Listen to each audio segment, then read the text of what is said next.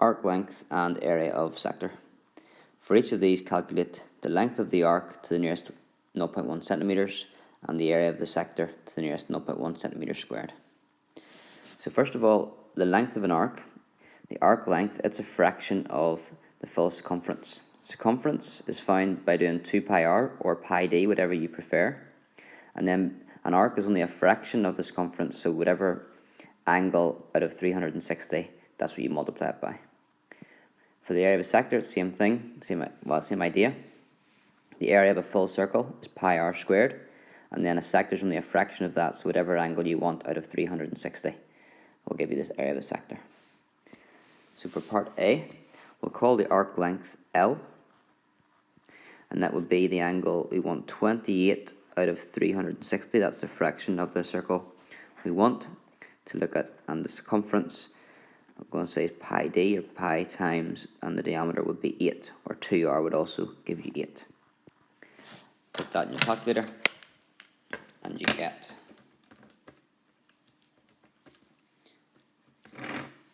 0.5585.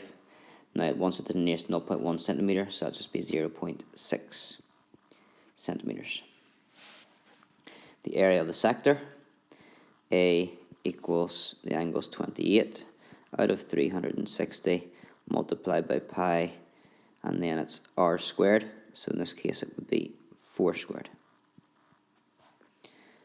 That doesn't look like a 4. And that gives you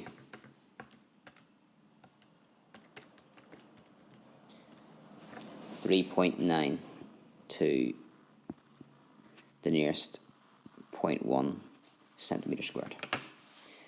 Same idea then for B. The formula is the angle, 115 divided by 360, and you multiply that by pi d, and or 2r, which would be 12, and that gives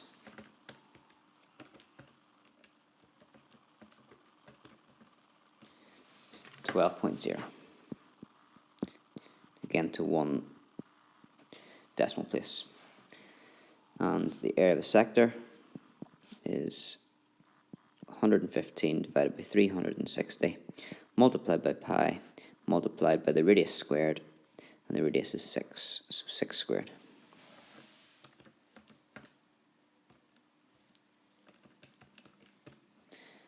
And that gives 36.1 centimeters squared. On to statistics then. We've got mean, median, mode and range.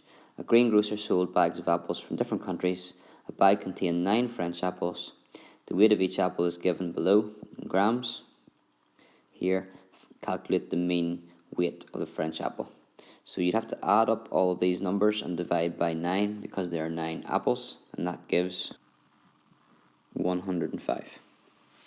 Find the range of the weights of apples. That's the biggest one, 115, minus the smallest, which is 96, and that gives you 19. Find the median weight of a French apple. You need to write them out from smallest to biggest, so 96 and 98. I'm going to cross them off as I go so I can see what's going on. Then 101, 103 and 104, 107, 109, and that leaves 112 and 115. The middle then, if you work your way in, 1, 2, 3, 1, 2, 3, 1, 1, we've got 104. Stem and leaf. Make a stem and leaf table for this set of examination marks, and we have to then find the median and the range of the marks. So first thing to do is to get our stem. The smallest number I can see there is in the 20s, no 10, so 2, 3, 4, 5, 6 and a 7. And we just go through these. You can forward on the video if you wish. 56, 39, 47, 28, 66, 72, 24, 35, 47 and 58, 63 and 70, 30 and 49, 56 and 44, 68 and 41, 55 and 47, 69 and 31, 71 and 63, 55 and 39, 28 and 44, 51 and 70. You then have to do the same thing again, but put them in order. 2, 3, 4, 5, 6, and 7. So if I reorder the first one, it goes 4, 8, 8. The second one, 0, 1, 5, 9, 9. The next one, to be careful, just a few there. 1, 4, 4, 7, 7, 7, 9. Next one, 1, 5, 5, 6, 6, 8. Quite a tedious question, but if you're careful, it's easier marks. 3, 3, 6, 8, 9. And then 0, 0, 1, 2. There are many marks just to check. We've got 1, 2, 3, 4, 5, 6, 7, 8, 9, 10. 10 times 3, which is 30. I want to check our 30 here to make sure you've got full marks. So 1, 2, 3, 4, 5, 6. 6, 3, 3, 18, 19, 20, 21, 22, 23, 24, 25, 26, 27, 28, 29, 30. So we've got 30. And for that final easy mark, easily forgotten as well, is to do a key. So the key is to get the 2, 4 and say what that means. So 2 with the line 4 means 24 marks. Let's do part B then, the median. You work your way in from the smallest to the largest. And there are 30 values, so we can work in quite a bit in one go. I'm going to go the 10 smallest. 1, 2, 3, 4, 5, 6, 7, 8, 9, 10. See the way I was working from the left to the top, and then the left to the top, and so on. When I'm working down from the biggest, I have to go the opposite direction to go from biggest to smallest. So let's go 10 in that direction. 1, 2, 3, 4, 5, 6, 7, 8, 9, 10. Still not near the middle. Let's do another 3. 1, 2, 3. 1, 2, 3. And I can go another 1. I'm left with 2 numbers in the middle. So I've got a 49 and a 51. So you would say that the median is in between those two, which is 50. The range then is the largest number, 72 minus 24, to take away the smallest number. So 72 and 24, and that gives you 40. Sorry, said 40. 48. Final one, mean from a frequency table. A survey of the number of children in each household in a street resulted in the data shown. It should just say below. Find the mean number of children. To find the mean number of children, we want to add up how many children there are and then divide by the number of households. So how many children are there? Well, we have 13 households that have no children. So if you added up all those children, you would get 0. There is 7 households that have 1 child. So if you worked out how many children that would be 1 times 7, which is 7. There are 20 households with 2 children. So that would be a total of 40 children. There are 9 households with 3 children. So that would be 27 in total. And 1 household has 4. That is called your fx column, because I multiplied the frequency by the variable x. And if we add that up, that gets us sigma fx, and that gives you 60, 74, 78. So in total there are 78 children. Between how many households? The number of households is the total frequency. So we're adding up this one here, which gives 20, 40, 50. So there are 50 households and 78 children. To get the mean, you can see the formulas here. So to work out the mean, you do 78 total number of children divided by the total number of households, and that gives you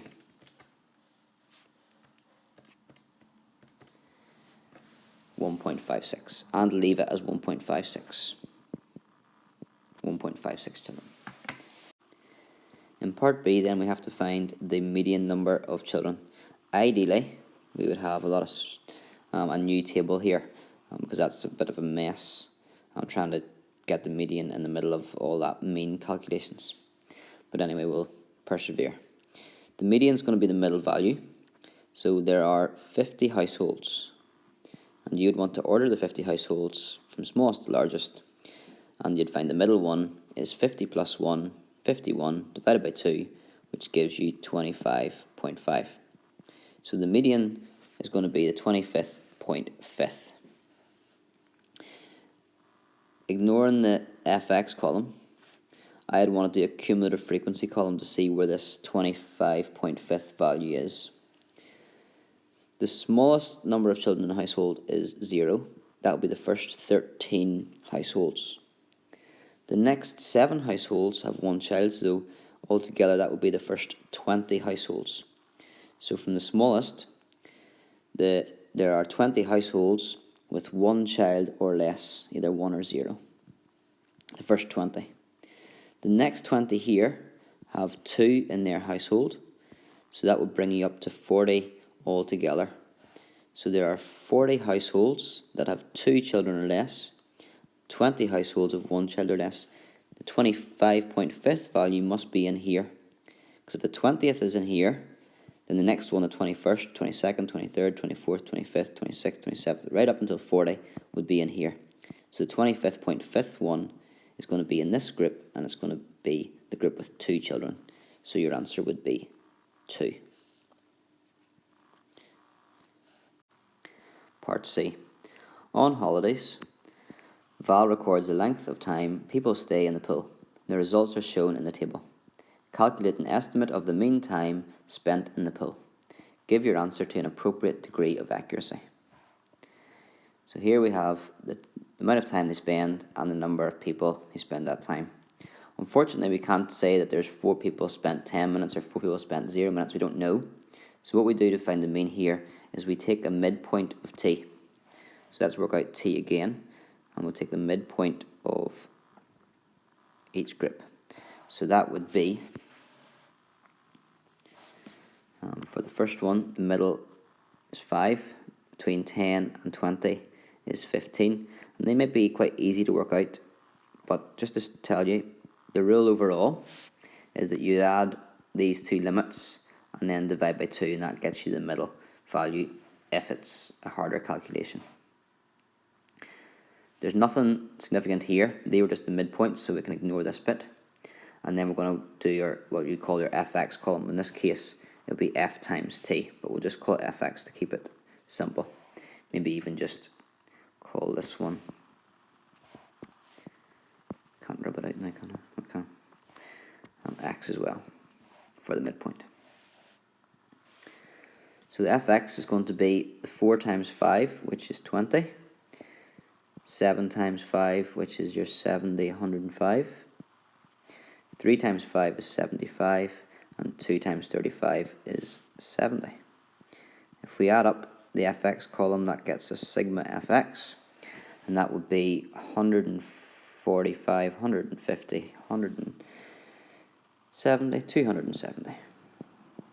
And that's between the households, which are, the number of people in total, are sigma f, which is 16. Okay? So then to get our mean, we would do sigma fx divided by sigma f. and that gives 16.875.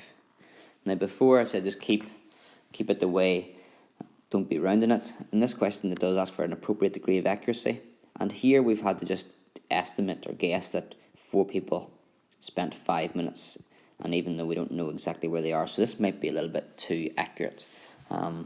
If we said 17 in this case, I think that would be appropriate. And finally, probability.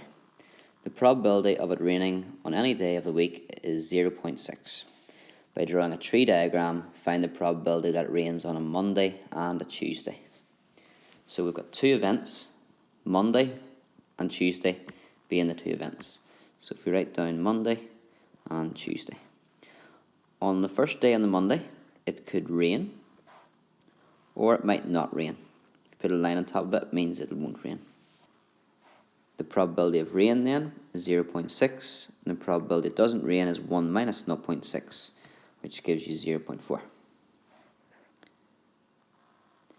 On Tuesday then, after it rains on Monday, it still has the option of raining on Tuesday or not raining. And it's the same probability every day. If it's on Monday that it doesn't rain, again on Tuesday it could still rain or not rain. 0.6 and 0.4. We want to work out the probability that it rains on a Monday and a Tuesday.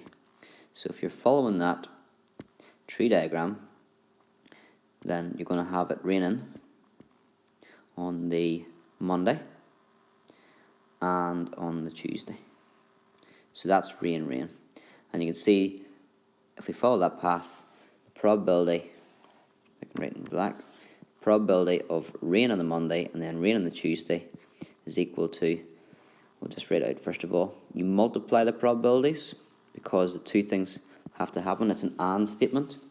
So that's 0.6 times 0.6, and that gives 0.36.